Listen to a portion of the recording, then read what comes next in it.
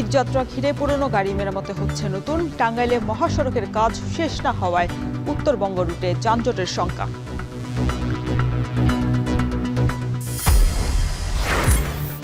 ধর্ষণের সর্বোচ্চ সাজা মৃত্যুদণ্ড হলেও কার্যকরের সংখ্যা কম।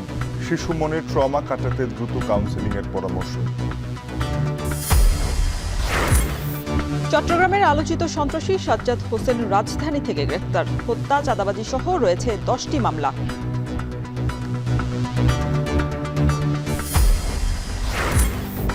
নিষেধাজ্ঞা উপেক্ষা করে অভয়াশ্রমে অবাধে জাটকা নিধন। ঋণের চাপে ও খাদ্য সহায়তা না পাওয়ায় আইন ভাঙছে জেলেরা।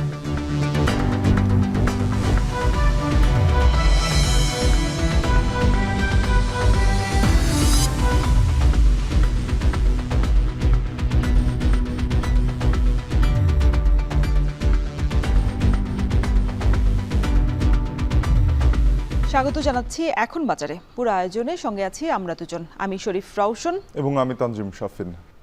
কদিন বাদই ঈদের ছুটিতে ঢাকা ছাড়তে শুরু করবে ঘরমুখী মানুষ। ঈদযাত্রাকে সামনে রেখে এর মধ্যে নতুন করে সাজছে বিভিন্ন রুটের গণপরিবহন। তবে যাত্রীচাপ সামাল দিতে দৌরাত্ম্য বাড়ে ফিটনেসবিহীন গাড়িরও। পরিবহন বিশেষজ্ঞদের পরামর্শ, নির্বিঘ্নে বাড়ি ফেরা নিশ্চিত করতে নজরদারি বাড়াতে হবে। অন্যদিকে ঈদযাত্রা স্বস্তিদায়ক করতে যাত্রী হয়রানি বন্ধ ও মহাসড়কে শৃঙ্খলা ফেরাতে যথাযথ ব্যবস্থা নেওয়ার আশ্বাস পরিবহন নেতাদের। সাজিদা রাফাতের প্রতিবেদন।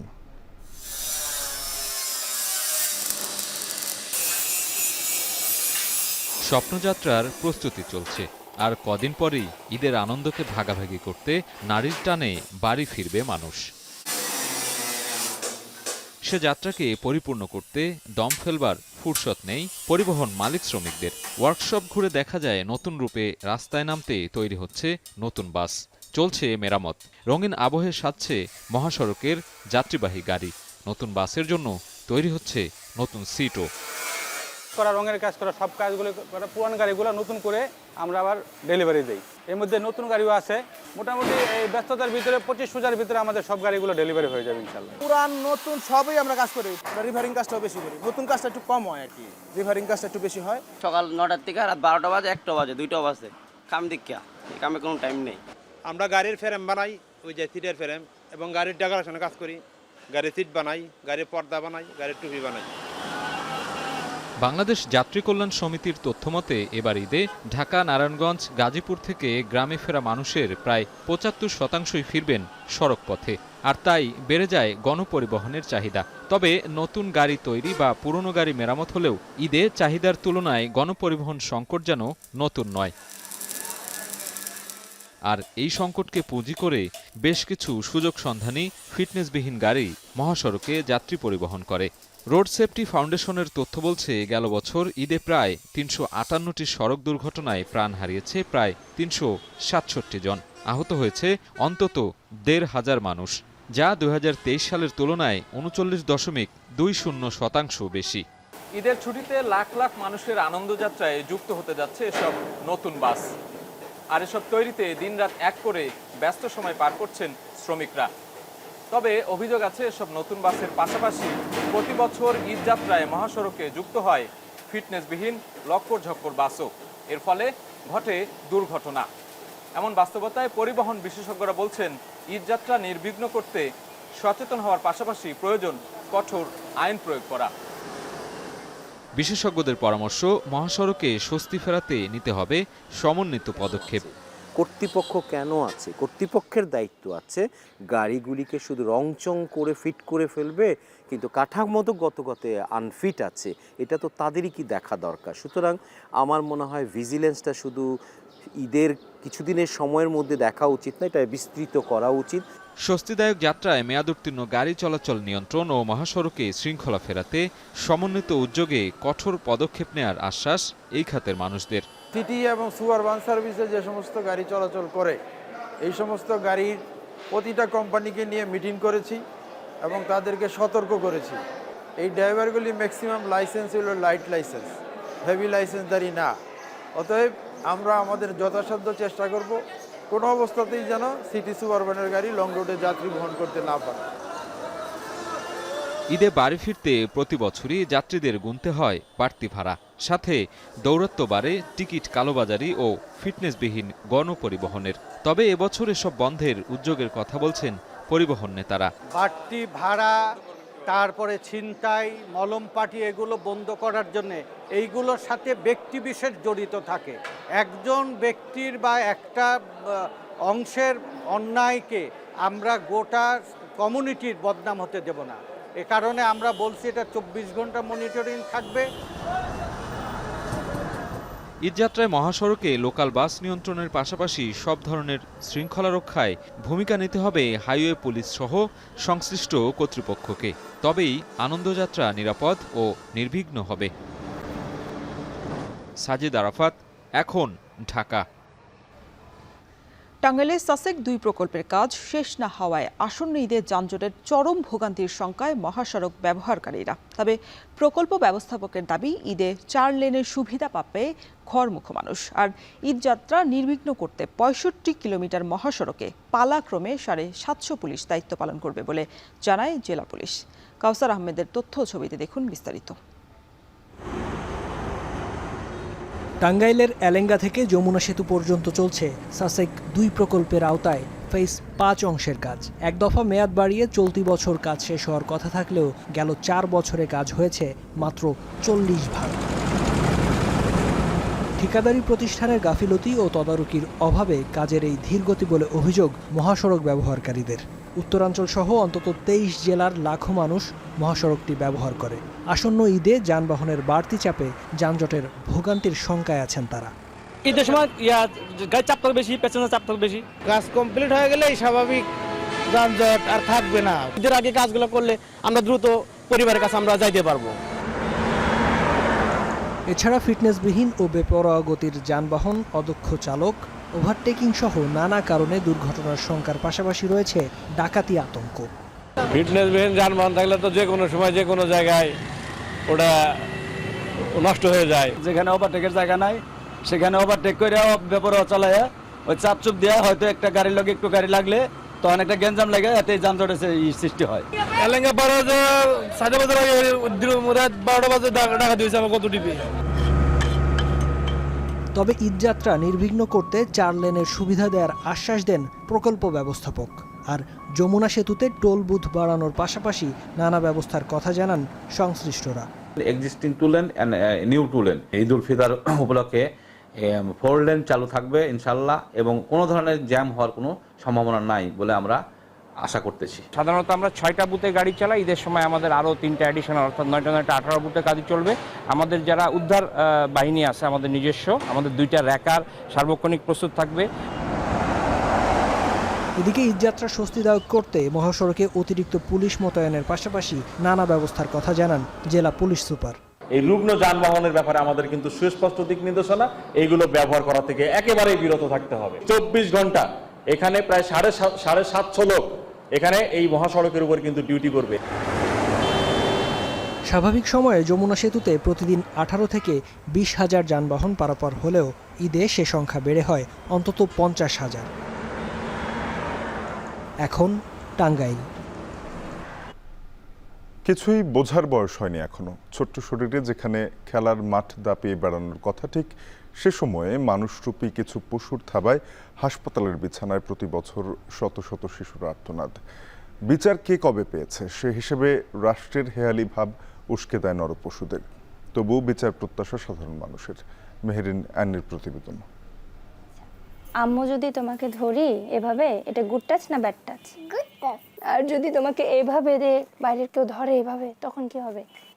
বাইরের ব্যাড টাচ। পুতুল নিয়ে খেলার মাঝে চলছে স্পর্শের ধরন বোঝানোর শিক্ষা।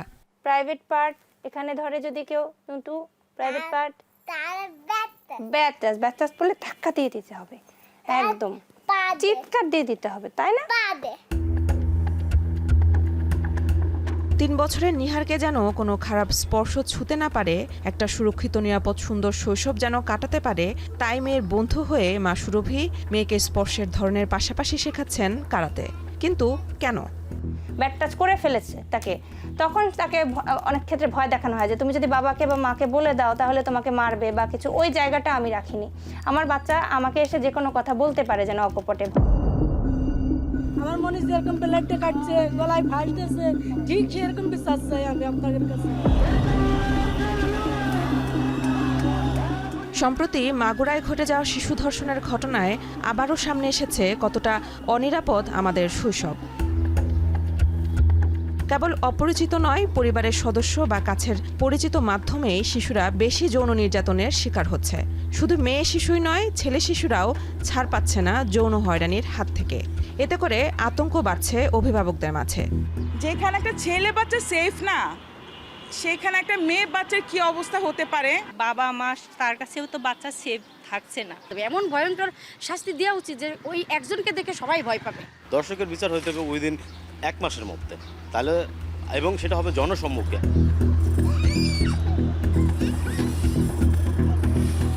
বাংলাদেশের আইন ও সালিশ কেন্দ্রের হিসাব অনুযায়ী 2024 সালে 234টি শিশু ধর্ষণের ঘটনা ঘটেছে। ধর্ষণ চেষ্টার ঘটনা 66টি।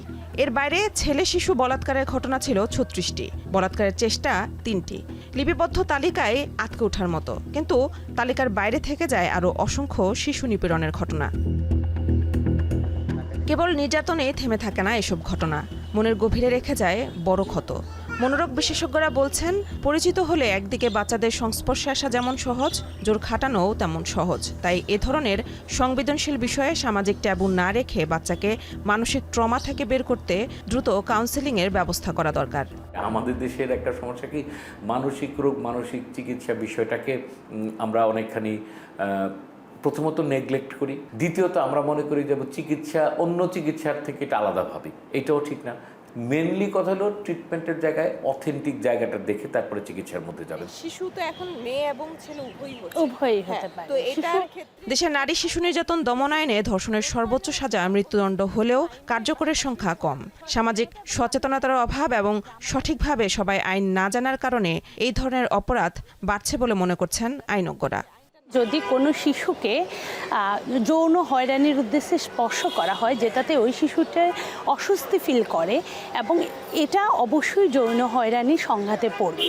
আইনের প্রয়োগ তখনই বৃদ্ধি পাবে যখন সাধারণ মানুষ আইনটা জানবে।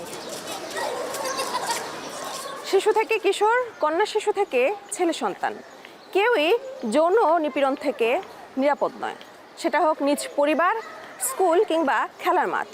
এই যে শিশুরা মনের আনন্দে পার্কে খেলছে, তাদের জন্য কদর্যহীন জীবন দিতে পারে আইনের যথাযথ প্রয়োগ এবং সচেতনতা। মেহেরিন অ্যানি, এখন, ঢাকা। চট্টগ্রামের বহুল আলোচিত শীর্ষ সন্ত্রাসী ছোট সাজ্জাদকে অবশেষে গ্রেফতার করেছে পুলিশ। রাজধানীর বসুন্ধরা শপিং মল থেকে তাকে আটক করা হয়। চট্টগ্রামের বিভিন্ন এলাকায় চাঁদাবাজি, অস্ত্রবাজি এবং খুন সহ একাধিক মামলার আসামি এই সাজ্জাদ হোসেন। বিস্তারিত জানাচ্ছেন ওমর ফারুক। মোহাম্মদ সাজ্জাদ ওরফে ছোট সাজ্জাদ, যার নামে চট্টগ্রাম থানায় রয়েছে হত্যা, জমি দখল, অস্ত্র ও চাঁদাবাজি সহ একাধিক মামলা। 2024 সালের 4 ডিসেম্বর চট্টগ্রাম নগরীর অক্সিজেন এলাকায় সাজ্জাদকে ধরতে গেলে পুলিশের উপর গুলি চালান তিনি।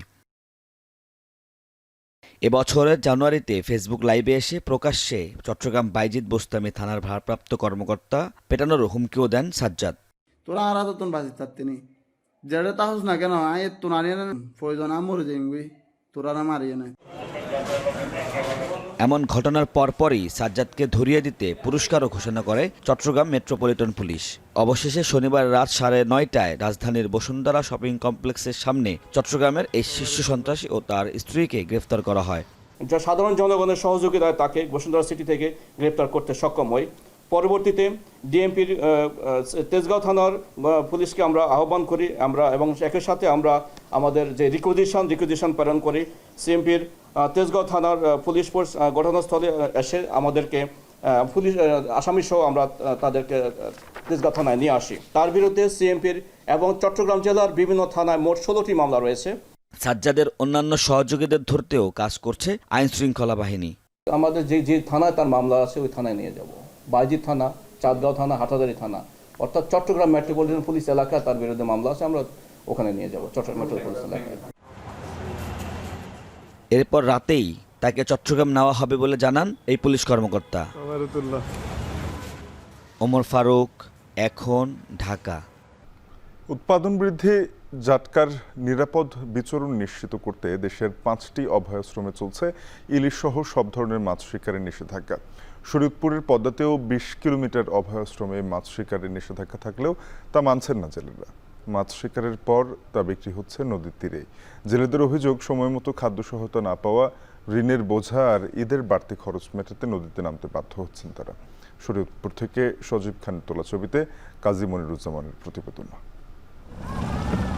শরীয়তপুরের পদ্মা নদীর সুরেশ্বর এলাকা, তীরে নোঙর করে রাখা শত শত জেলে নৌকা, জাল মেরামতে ব্যস্ত জেলেরা দল বেঁধে নিচ্ছেন মাছ ধরার প্রস্তুতি। জেলেদের কর্মব্যস্ততা দেখলে বোঝার উপায় নেই জাটকা সংরক্ষণ নিশ্চিতে পদ্মার 20 কিলোমিটার এলাকায় সব ধরনের মাছ ধরায় নিষেধাজ্ঞা চলছে।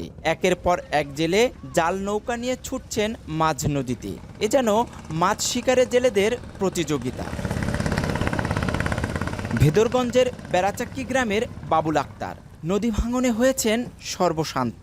মাছ শিকারেই তার জীবনের একমাত্র অবলম্বন। ছোট ডিঙি নৌকায় 2 শিশু ছেলে আর ভাগ্নেকে নিয়ে নেমেছেন মাছ শিকারে।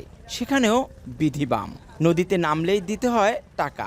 2 মাসের নিষেধাজ্ঞার এরই মধ্যে 2 সপ্তাহের বেশি সময় পার হলেও মেলেনি খাদ্য সহায়তা। তাই বাধ্য হয়েই নিষেধাজ্ঞা অমান্য করে নেমেছেন মাছ শিকারে। 40 কেজি কি আর আঙ্গ মাছ পুরাইব আর খামুকে আর কিস্তি মিস্তি ভেবে খুব টেনশনে আছি। বাবুল আক্তারের মতো প্রশাসনকে তোয়াক্কা না করে শরীয়তপুরের পদ্মা নদীর 20 কিলোমিটার অভয়াশ্রমে চলছে অবাধে মাছ শিকার। জেলেরা আইন অমান্য করে নদীতে জাল নৌকা অবাধে চলাচল করছেন, আর এরই মাঝে চলছে প্রশাসনের লোক দেখানো অভিযান। অপরাধের কথা স্বীকার করছেন জেলেরাও। যারা জাল পায় না, কিস্তি ছাড়া কোনো লোক নেই। বাজুকি কেমন, এই যে নদী ভাঙা মানুষ সব 40 কেজি করে জাল ধরে মনে হয় 5 জনও হয় না। রোজারিতে কিন্তু সবাই নতুন কাপড় চাপড় চায়, কিন্তু আমরা তো জেলে আমরা দিতারি না। দৌড়তলে তো চালানি করে জাল দেয়, করবো পেটের দাম দেয়, খাইতে হয়। তবে ইলিশের বংশবিস্তার নির্বিঘ্ন করতে জনবল সংকট থাকলেও অভিযান সফল হচ্ছে বলে দাবি মৎস্য কর্মকর্তার। যেহেতু মৎস্য অধিদপ্তর একা এই জায়গাটা কাজ করে না, কম্বিংভাবে নৌ পুলিশ, কোস্টগার্ড একসাথেই কাজ করি এবং আমরা এটা সমন্বয়ের মাধ্যমে আরও বেশি অভিযান যাতে পরিচালনা করা যায় আমরা সেই ব্যবস্থা নিচ্ছি। আমরা শরীয়তপুরের পদ্মা নদীর নড়িয়া থেকে চাঁদপুরের মতলব পর্যন্ত 20 কিলোমিটার নদীতে জাটকা সংরক্ষণে 5ম অভয়াশ্রম ঘোষণা করেছে সরকার। এ সময় শরীয়তপুরের 15,446 জেলেকে দেয়া হবে 80 কেজি করে খাদ্য সহায়তা। কাজী মনিরুজ্জামান, এখন, শরীয়তপুর। নিয়মনীতির তোয়াক্কা না করেই রাস্তার দুপাশের কয়েকশো গাছ কাটার অভিযোগ উঠেছে বরগুনার এক ঠিকাদারের বিরুদ্ধে। এজন্য অবশ্য বন বিভাগের নীরবতাকেই দুষছেন পরিবেশবাদী এবং সচেতন মহল। আর গাছ নিধনকারীর বিরুদ্ধে দ্রুতই ব্যবস্থা নেওয়ার আশ্বাস জেলা প্রশাসনের। বরগুনা থেকে আরও জানাচ্ছেন জিয়াদ মাহমুদ। চলছে সড়কের উন্নয়নমূলক কাজ। রাস্তা চওড়া করতে নিয়মনীতির তোয়াক্কা না করেই দেদারসে উপড়ে ফেলা হচ্ছে দুপাশে সব গাছ। এ চিত্র বরগুনার পরীরখাল সড়কের। 2024 সালের মার্চে 37 কোটি 68 লাখ টাকা ব্যয় শুরু হয় বরগুনা পরীরখাল সড়কটি চওড়াকরণ ও মেরামতের কাজ। প্রকল্পের একটি বড় অংশের কাজ পান ঠিকাদার ফরহাদ জমাদ্দার। অভিযোগ রয়েছে কাজে খামখেয়ালিপনার পাশাপাশি ডিএন কলেজ সংলগ্ন এলাকায় সরকারি গাছ বিনষ্ট করছে তার প্রতিষ্ঠান। বন বিভাগের অবহেলাকে দুষছেন পরিবেশবাদী ও সচেতন মহল। হেরা ভাঙ্গিয়া চুরিয়া যেভাবে রোড ফালাই রাখছে সেইভাবে গাছগুলো ভাঙ্গিয়া চুরিয়া, এখানে কোনো বন বিভাগের কেউ আসেই নেই। সুন্দরভাবে ঢালাইয়ের কাজটা করতে ভালো হইতো, এখন গাছগুলো দিয়ে কিছু করা যাবে না, দেখতে খারাপ লাগে এবং গাছ তো নষ্ট হয়ে যাবে। আমাদের পরিবেশও ক্ষতি হয়, পরিবেশের ভারসাম্য নষ্ট হয়। দেখু দিয়া এইরকম দরিয়া চাপ দেয় ভেঙে পড়ে। প্রতিদিন ট্রাক ভর্তি করে এই বরগুনা নিশানবাড়িয়া রুটে দেখবেন যে ট্রাক দাঁড়ায় আছে, গাছ ভরতেছে। এই গাছগুলো কোথায় যায়, কারা নেয়, কিভাবে নেয়, এগুলো দেখার লোক নাই। এই গাছগুলো যেভাবে কেটে ফেলা হয়, এখানে সরকারি যে নীতিমালা আছে সেই নীতিমালা এখানে অনুসরণ করা হয় না। মানে ইচ্ছে মতো যে যার মতো গাছ কাটছে, কেটে নিয়ে যাচ্ছে, বন ধ্বংস করছে, উজাড় করে দিচ্ছে। শত শত গাছ বিনষ্টের কথা স্বীকার করেছে ঠিকাদার প্রতিষ্ঠানটি, তবে বিষয়টিকে সাধারণ ঘটনা বলছেন তারা। বলছিল যে যেটা যেটা রাখা যায় ওইটা রাখতে, আর যেটা মানে না রাখে যে কাজ করা সম্ভব না ওইটা ফেলাই দিতে বলছে। রাস্তাটা এক্সটেনশন, এই রাস্তাটা শোল্ডার আছে অনেক বড়, এই জন্য মাটি বেগু দিয়ে কাটতে হয়, এটা হাতে কাটলে হবে না। এটা কর্তৃপক্ষ চিঠি দেওয়া হয়েছে বন বিভাগের গাছ কাটিয়ে নেওয়ার জন্য, তারা নেয় না কেন সেটা তাদের অবহেলা। আর এ বিষয়ে ক্যামেরার সামনে কথা বলতে নারাজ বন কর্মকর্তারা। এদিকে আইনি পদক্ষেপ নেয়ার কথা জানান গাছ রোপণকারী প্রতিষ্ঠান। এগুলি কর্তন করে উপকারভোগীদের মধ্যে বিতরণ করা, এই দায়িত্বটা পালন করার কথা সরকারের, কিন্তু সরকার কেন করে না এবং যারা কেটে নেয় তাদের বিরুদ্ধেও ব্যবস্থা কেন নেয় না আমরা জানি না, তবে সরকারের তরফ থেকে উদ্যোগ নেওয়া দরকার। এলজিইডির কর্মকর্তারা জানান রাস্তার কাজ দ্রুত শেষ করার তাগিদ দেওয়া হয়েছে। একই সাথে ঠিকাদার প্রতিষ্ঠানের বিরুদ্ধে ব্যবস্থা নেওয়ার কথা জানান তারা। 4টা কন্ট্রাক্টের কাজ খুব দ্রুত আগাচ্ছে, 3টি কন্ট্রাক্টের কাজ একটু কম গতি সম্পন্ন, সবগুলোই হয়তো WBM পর্যন্ত, অর্থাৎ এটা হয়তো আমরা এই জুনের মধ্যে, বর্ষার মধ্যে করে ফেলতে পারবো। যে কিছু গাছ কেটে ফেলা হয়েছে সেটা আসলে আমরা আজকে প্রথম শুনলাম, কেউ আমাদেরকে অভিযোগ দাখিল করেনি, আগে শুনিও নি। আজকে যেহেতু শুনেছি সেটা আমরা খোঁজখবর নিব, এবং যদি এটা অনিয়মতান্ত্রিকভাবে যদি তারা করে থাকে অবশ্যই তাদের মূলক শাস্তিমূলক ব্যবস্থা নেওয়ার জন্য আমরা সংসদকে অনুরোধ করব। বরগুনা পরীরখাল নিশানবাড়িয়া সড়কে কাজে ধীরগতির কারণে একদিকে যেমন ব্যবসা বাণিজ্য কেন্দ্রিক যোগাযোগ ব্যাহত হচ্ছে, অপরদিকে বাড়ছে জনদুর্ভোগ। তাই দ্রুত সময়ের মধ্যে রাস্তার কাজ সম্পন্ন করার পাশাপাশি যারা নিয়মনীতির তোয়াক্কা না করে রাস্তার দুপাশের গাছ বিনষ্ট করেছে তাদের বিরুদ্ধে আইনি পদক্ষেপ গ্রহণের দাবি স্থানীয়দের। জিয়াদ মাহমুদ, এখন বরগুনা। নিচ্ছি বিরতি, ফিরব একটু পর, সাথে থাকুন।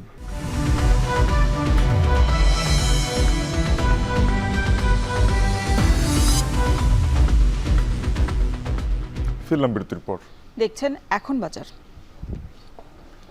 শেরপুরের সপ্তাহের ব্যবধানে কেজিতে 30 টাকা বেড়েছে বেগুনের দাম। এছাড়া প্রতি হালি লেবুতে দাম বেড়েছে 20 টাকা।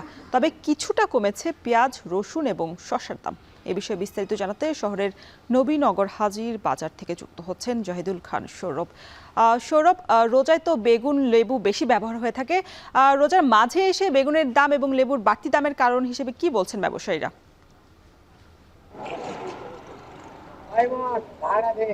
রোশন, আমি যেখানে দাঁড়িয়ে আছি সেটি হচ্ছে নবীনগর হাজির বাজারের পরিচিত, কিন্তু পাইকারি সবজির সবচেয়ে বৃহৎ একটি বাজার। তো আমরা সকাল থেকে দেখছিলাম যে ক্রেতা বিক্রেতাদের হাটটাতে এই বাজার মুখর রয়েছে। আমরা দেখেছি সকাল থেকে ছোট ছোট ভ্যান, রিক্সা, অটোজাত রিক্সা করে কিন্তু সবজি কৃষকরা এখানে বিক্রির জন্য নিয়ে এসছেন। তো আমরা দেখেছি যে গত সপ্তাহের তুলনায় এই সপ্তাহে বেগুন, লেবু সহ নামে বেশ কিছু সবজি দাম বৃদ্ধি পেয়েছে। তো আমি যদি রসুন বাজার দরটা জানাই, আমরা দেখেছি যে গত সপ্তাহে যে বেগুন বিক্রি হচ্ছিল 30 টাকা কেজি ধরে, সেটি কিন্তু আজকের বাজারে 30 টাকা বৃদ্ধি পেয়ে 60 টাকা কেজি বিক্রি হচ্ছে। এছাড়া লেবু আমরা দেখেছি হালি প্রতি 40 টাকা বিক্রি হচ্ছে, সেটি কিন্তু আজকের বাজারে 20 টাকা বৃদ্ধি পেয়ে 60 টাকা কেজি ধরে বিক্রি হচ্ছে। এছাড়া আমরা দেখেছি পেঁপেতে আমরা দেখেছি যে 10 টাকা বৃদ্ধি পেয়ে 30 টাকা থেকে 40 টাকা বিক্রি হচ্ছে, এবং করলাতে আমরা দেখেছি যে 70 টাকা থেকে 10 টাকা বৃদ্ধি পেয়ে 80 টাকা কেজি প্রতি বিক্রি হচ্ছে।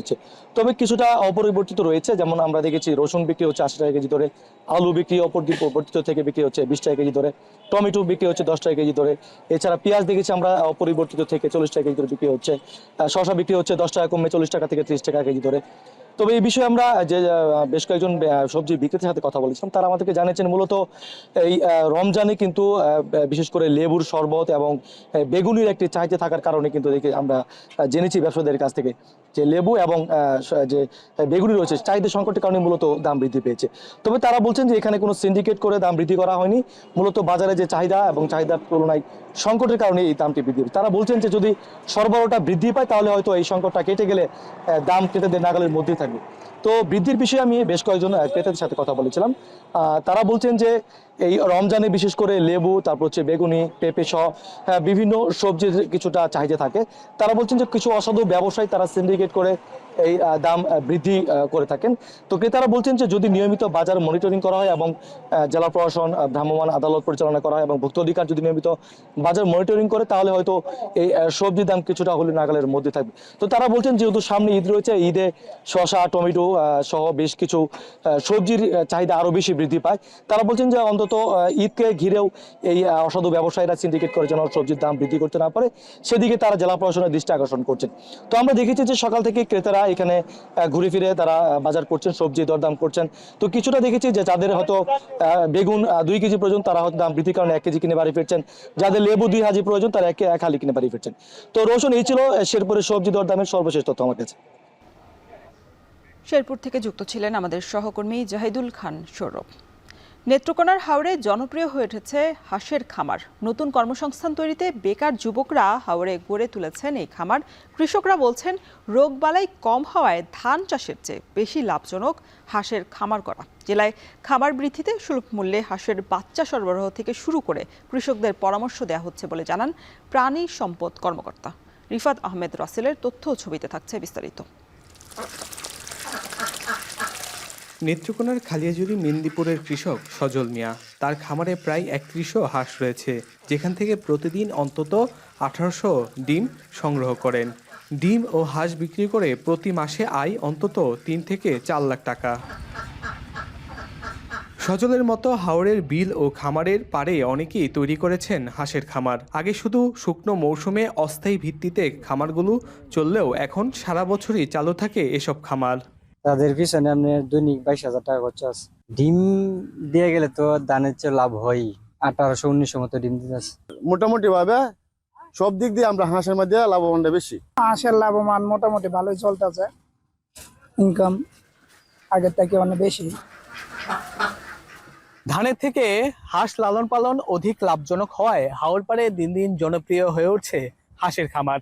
এতে স্থানীয়ভাবে যেমন পূরণ হচ্ছে আমিষের চাহিদা, তেমনি দেশের বিভিন্ন স্থানে যাচ্ছে এখানকার হাঁস ও ডিম। এতে চাঙ্গা হচ্ছে হাওরপাড়ের অর্থনীতি। খামারিরা বলছেন রোগবালাই তুলনামূলক কম হওয়ায় হাঁস পালন ধানের থেকে বেশি লাভজনক। তবে বর্তমানে খাদ্যের দাম বৃদ্ধি পাওয়ায় খরচ বেড়েছে হাঁস পালনে। খরচ অনেকই গো, এমন আছে আপনার 20 মণ ধান কিনলে 15,000 টাকা, আর এই যে 10টা বস্তা যদি 3,000 টাকা হইলে হতে অনেকটি টাকা না। ধানের থেকে পাওয়াটা এই হাঁস পালনে আমাদের বেশি লাভ আছে। 3 মাস পাইলেই হাঁস আমাদের বিক্রি করে দিলে অনেক টাকা। সরকারিভাবে জেলায় হাঁসের একটি হ্যাচারি তৈরি করা হয়েছে, যেখান থেকে সুলভ মূল্যে হাঁসের বাচ্চা সরবরাহ সহ বিভিন্ন সুবিধা দেয়া হচ্ছে বলে জানান জেলা প্রাণী সম্পদ কর্মকর্তা। ইতিমধ্যে আমাদের এলডিটিপি প্রজেক্টের মাধ্যমে হাঁসের পিজি গ্রুপ তৈরি করেছি এবং সেই সমস্ত পিজিকে প্রশিক্ষণের মাধ্যমে খামারিদের আধুনিক প্রযুক্তি সম্পর্কে তাদের জ্ঞান লাভ করার সুযোগ হচ্ছে। নেত্রকোনায় ছোট বড় মিলিয়ে 617টি বাণিজ্যিক হাঁসের খামার রয়েছে, যেখানে প্রায় 10 লাখ হাঁস রয়েছে। রিফাত আহমেদ রাসেল, এখন নেত্রকোনা। ঈদ উপলক্ষে রমজানের শুরু থেকেই কর্মচঞ্চল চাঁদপুরের দর্জিপাড়া। সঠিক মাপ আর পছন্দের ডিজাইনের পোশাক বানাতে টেইলার্সের দোকানে ভিড় করছেন নানা বয়সী নারী পুরুষ। গরমের কথা মাথায় রেখে এবারে সুতি কাপড়ের চাহিদা বেশি। কাজের চাপ বাড়ায় খুশি দর্জি দোকানিরা। বিস্তারিত তালহা জুবাইরের প্রতিবেদন। বিরামহীন ঘুরছে সেলাই মেশিনের চাকা। সুই সুতার নিপুণ কাজে টুকরো কাপড় রূপ নিচ্ছে নান্দনিক পোশাকে, যা রঙিন করবে ঈদ আনন্দ। ঈদ উদযাপনের অন্যতম অনুষঙ্গ নতুন পোশাক। এবার রেডিমেড পোশাকের তুলনায় তৈরি পোশাকেই বেশি আস্থা রাখছেন নারীরা। তাই রমজানের শুরু থেকেই চাঁদপুরের টেইলার্সের দোকানে জমছে আলাদা ভিড়। গরমের কথা মাথায় রেখে অনেকেই পছন্দ করছেন সুতি কাপড়ের পোশাক। গরমে দিয়ে সুতি কাপড়টা একটু বেশি ভালো হয়।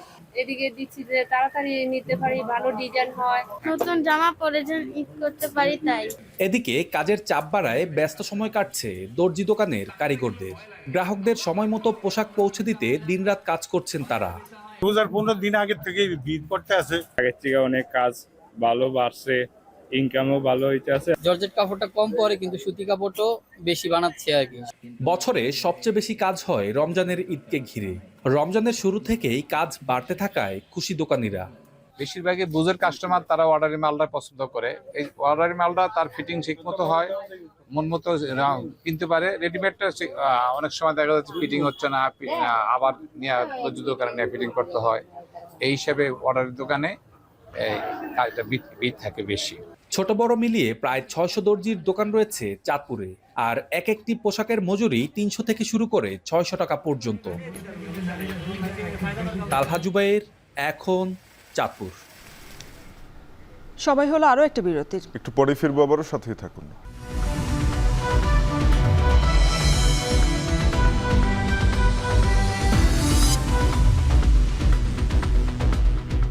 বিরতির পরে স্বাগত আবারও। দেখছেন এখন বাজার। এবার দেশের বাইরের খবর। মার্কিন প্রেসিডেন্ট ডোনাল্ড ট্রাম্পের নির্দেশে শনিবার রাতে ইয়েমেনের রাজধানী সানায় বিমান হামলা চালায় যুক্তরাষ্ট্র। হুতিদের লক্ষ্য করেই আকাশ থেকে একের পর এক বোমা বর্ষণ করে ওয়াশিংটন। এতে দেশটির 19 বেসামরিক নাগরিক নিহত হয়েছে। গত নভেম্বর থেকে গাজার ফিলিস্তিনিদের সমর্থনে লোহিত সাগরে যুক্তরাষ্ট্র, যুক্তরাজ্য সহ পশ্চিমা জাহাজগুলোতে আক্রমণ করে আসছে ইরান সমর্থিত হুতিরা। গেল সপ্তাহে আবারও ইসরায়েলি জাহাজে হামলার হুমকি দেয় বিদ্রোহী গোষ্ঠীটি। এতে জবাবেই মূলত এর হামলা চালিয়েছেন বলে জানান ট্রাম্প। আগামী কয়েক সপ্তাহ এই অভিযান অব্যাহত থাকবে বলেও ইঙ্গিত দেন তিনি। সেই সঙ্গে হুমকি দেন ইয়েমেনকে নরকে পরিণত করার। হুতিদের সমর্থন দেয়ায় ইরানকেও হুঁশিয়ারি করেন মার্কিন প্রেসিডেন্ট।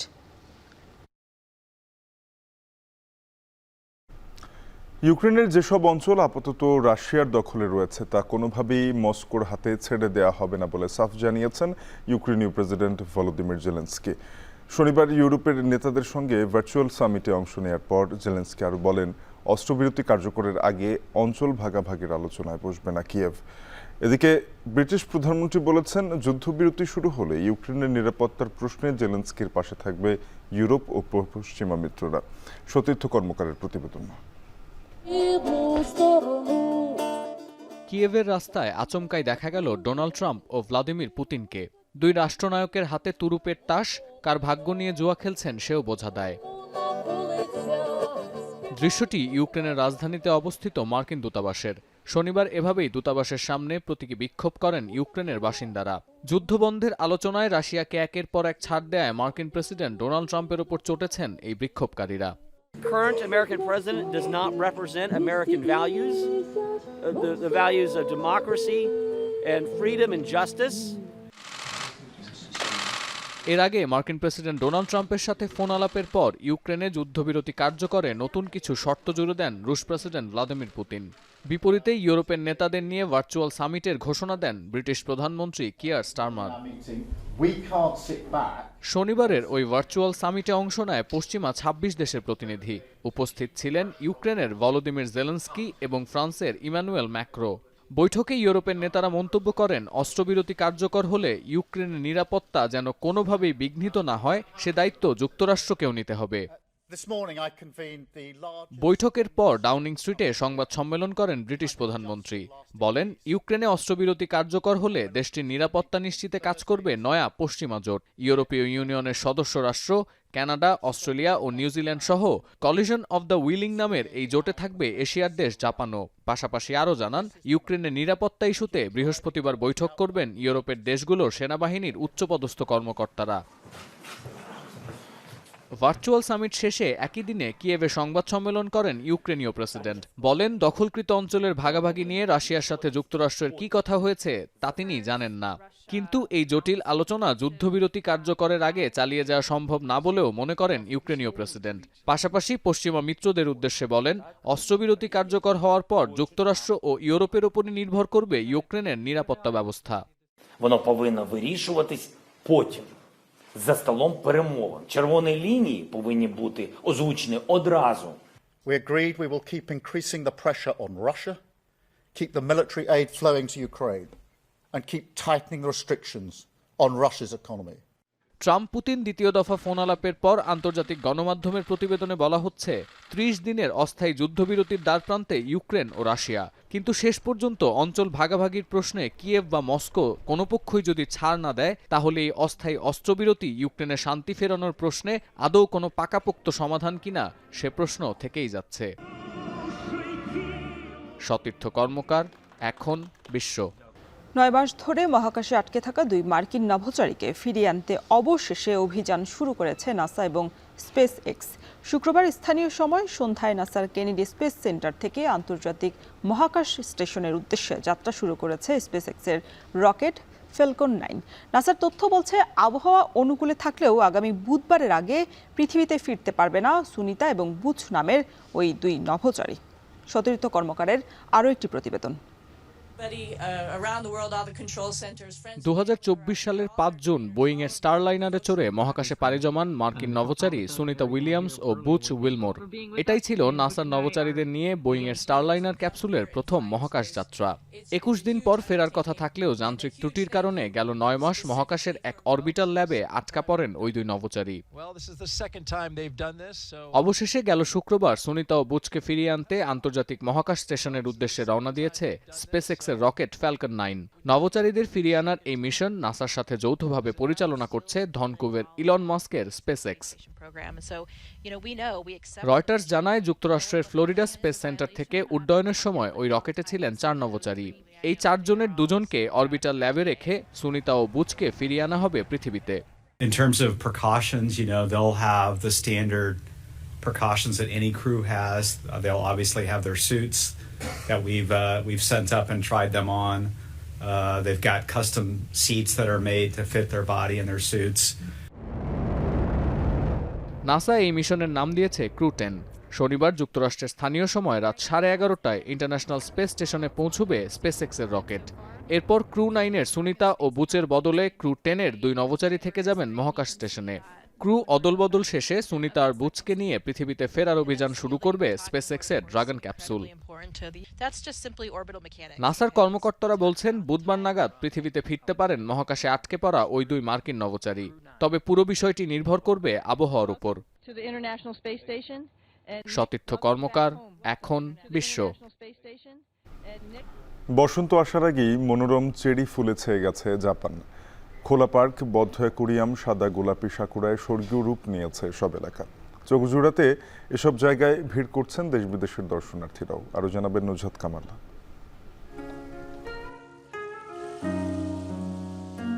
চেরি ফুলে ছেয়ে গেছে জাপান। স্থানীয়ভাবে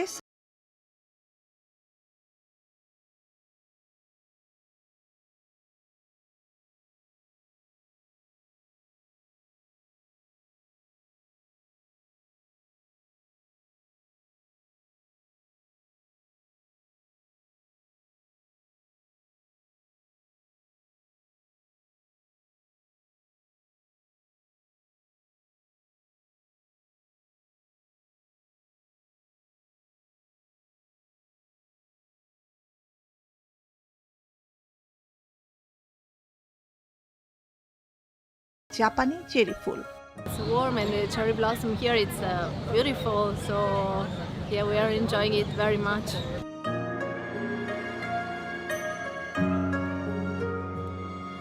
রাজধানী টোকিওর উইনো পার্কে বৃহস্পতিবার ফুলের মেলা দেখতে ভিড় করেন শত শত মানুষ। ফুলে ছেয়ে থাকা সাকুরার বাগানে স্থানীয় দর্শনার্থীদের পাশাপাশি ছিলেন বিদেশি পর্যটকও। অনেকেরই চেষ্টা ক্যামেরায় চেরির সৌন্দর্য ধারণ করার। This is the first time I've seen them. I don't think they are fully bloomed yet, but they are very beautiful indeed. So yeah, they are good for pictures. We want to see the full bloom, and the forecast say it's next week. Yes, we see it next week.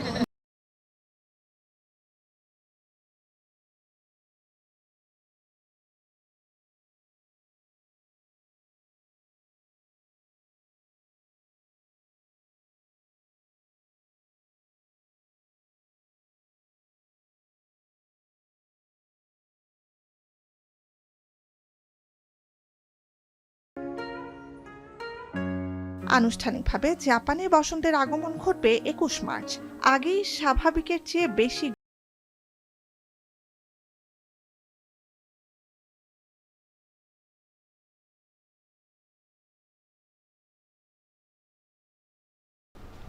এখন বাজারে আরো একটা বিরতি নিচ্ছি, সাথেই থাকুন।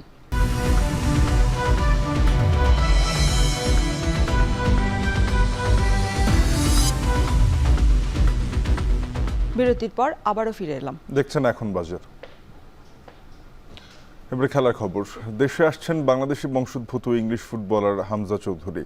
তার আগমনকে ঘিরে হবিগঞ্জের বাহুবলের স্নানঘাট গ্রামে উৎসবের আমেজ। নিজ এলাকায় কৃতি সন্তানকে বরণ করতে নানা ধরনের উদ্যোগ নিয়েছে বাফুফে। কাজল সরকারের প্রতিবেদন। লাল সবুজের জার্সিতে বাংলাদেশের হয়ে খেলতে ইংল্যান্ড থেকে আসছেন ফুটবলার হামজা চৌধুরী। সোমবার 17 মার্চ লন্ডন থেকে বাংলাদেশ বিমানে সিলেটে পৌঁছানোর কথা রয়েছে লেস্টার সিটি এই তারকা ফুটবলারের। সাথে থাকবেন তার মা, স্ত্রী ও সন্তান। বাংলাদেশ ফুটবল ফেডারেশন নিশ্চিত করেছে টিকিট ও নিরাপত্তা সহ সব ধরনের সুযোগ সুবিধা। হামজা চৌধুরীর আগমন উপলক্ষে তার গ্রামের বাড়িতে চলছে উৎসবের আমেজ। বিকেলে গ্রামবাসীর পক্ষ থেকে দেয়া হবে সংবর্ধনা। উনি দেশে আসবেন, দেশের জন্য অনেক কিছু করবেন এবং আমরা স্নানঘাট এলাকাবাসী গর্বিত। উনি খুব ভালো একজন প্লেয়ার। উনি এখন আমরা দেশে নিয়ে খেলবেন, ইনশাআল্লাহ ভালো কিছু করবেন। আমরা সারা গ্রামের মানুষ উল্লাস করতেছি, সারা থানার মানুষ গোটা পাও বলে উল্লাস করতেছে। দেশের প্রতি ভালোবাসা থেকেই বাংলাদেশের হয়ে খেলার সিদ্ধান্ত নিয়েছেন হামজা চৌধুরী। তার বাবা মনে করেন বিদেশে থাকা অন্যান্য বাংলাদেশি বংশোদ্ভূত ফুটবলাররা যদি দেশে ফেরেন তবে 2030 বিশ্বকাপে বাংলাদেশ প্রতিনিধিত্ব করার সম্ভাবনা তৈরি হতে পারে। খেলাধুলার যত কি আছে সংগঠন আছে সবগুলো যাতে রাজনৈতিক প্রভাব মুক্ত থাকে, তাইলে একটা দেশের মোটামুটি এটা উন্নয়নের খেলাধুলার প্রতি মানুষের আগ্রহ বাইরে যাবে। হামজা প্রথম এটার দেখে আপনার অন্যরাও হামজার এটা দেখে ওরা উদ্বুদ্ধ মানুষ আনার জন্য। যদি সবাই এসে যায় আমাদের জন্য বিশ্বকাপ বেশি দূরে নয়। একদিন গ্রামের বাড়িতে কাটিয়ে ঢাকায় যাবেন হামজা। এরপর 20 মার্চ ভারতের বিপক্ষে এশিয়ান কাপ বাছাই পর্ব খেলতে দেশ ছাড়বেন তিনি। সবকিছু ঠিক থাকলে আগামী 25 মার্চ ভারতের বিপক্ষে বাংলাদেশের জাতীয় দলে অভিষেক হবে দেওয়ান হামজা চৌধুরীর। এখন হবিগঞ্জ। জাতীয় দলের জার্সিতে মাহমুদুল্লাহ রিয়াদ এখন অতীত। তবে অবসর ঘোষণার আগে থেকেই মোহামেডানের একাদশের বাইরে রিয়াদ। আনুষ্ঠানিকভাবে এর কারণ জানা না গেলেও মোহামেডান স্পোর্টিং ক্লাবের ম্যানেজার জানিয়েছেন রিয়াদের একাদশের বাইরে থাকার কারণ ইনজুরি। তাই মূল মাঠের খেলা রেখে একাডেমি মাঠেই ঘাম ছড়িয়েছেন মাহমুদুল্লাহ। বিস্তারিত জানাচ্ছেন আরিফুল ইসলাম সাহাব। মিরপুর একাডেমি মাঠে অনুশীলনে ব্যস্ত মাহমুদুল্লাহ, অথচ মূল মাঠে চলছে মোহামেডান ও লিজেন্ডস অব রূপগঞ্জের টিপিএল ম্যাচ। হাই ভোল্টেজ ম্যাচে রিয়াদের দলছুট হওয়ার কারণটা সহজেই অনুমেয়। মোহামেডানে সেরা একাদশেই যে জায়গা হয়নি সদ্যই আন্তর্জাতিক ক্রিকেট থেকে অবসর নেয়া রিয়াদের। ডিপিএল এর প্রথম ম্যাচে 14 বলে 10 রান করে আউট। এরপর টানা 4 ম্যাচে সাইড বেঞ্চে রিয়াদ। কারণটা নিয়ে ধোঁয়াশা থাকলেও মোহামেডান টিম ম্যানেজমেন্ট জানিয়েছে পুরনো কাফ মাসুলের ব্যথার কারণে একাদশের বাইরে রিয়াদ। প্রথম ম্যাচে ব্যথা নিয়ে খেললেও পরের ম্যাচগুলিতে আর ঝুঁকি নেয়নি এমএসসি ম্যানেজমেন্ট। শতভাগ ফিট হতে সময় লাগবে আরও 1 সপ্তাহ, অর্থাৎ নিশ্চিতভাবেই আরও 2টি ম্যাচ বাইরে থাকতে হবে মাহমুদুল্লাহকে।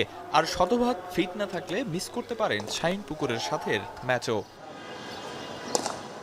আরিফুল ইসলাম সাহাব, এখন ঢাকা। শেষ করবো এখন বাজার। তার আগে শিরোনামগুলো আরও একবার। ঈদ যাত্রায় আবারও ফিটনেসবিহীন গাড়ির দৌরাত্ম্য বাড়ার ঝুঁকি। শেষ হয়নি টাঙ্গাইল মহাসড়কের কাজ, উত্তরবঙ্গ রুটে যানজটের শঙ্কা।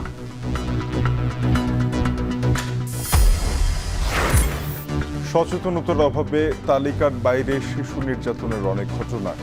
অনিরাপদ শৈশবের ট্রমা কাটাতে দ্রুত কাউন্সেলিংয়ের পরামর্শ। চট্টগ্রামের আলোচিত সন্ত্রাসী সাজ্জাদ হোসেন রাজধানী থেকে গ্রেফতার। হত্যা, চাঁদাবাজি সহ রয়েছে 10টি মামলা।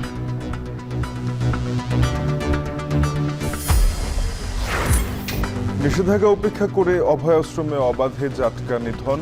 ঋণের চাপে ও খাদ্য সহায়তা না পাওয়ায় আইন ভাঙছে জেলেরা।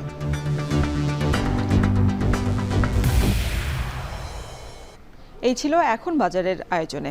এখন টেলিভিশন ওয়েবসাইটে দেখতে ভিজিট করুন www.ekon.tv। এছাড়া যুক্ত থাকুন ফেসবুকে facebook.com/tv.ekon এবং ইউটিউবে দেখতে ভিজিট করুন youtube.com/c/ekontv।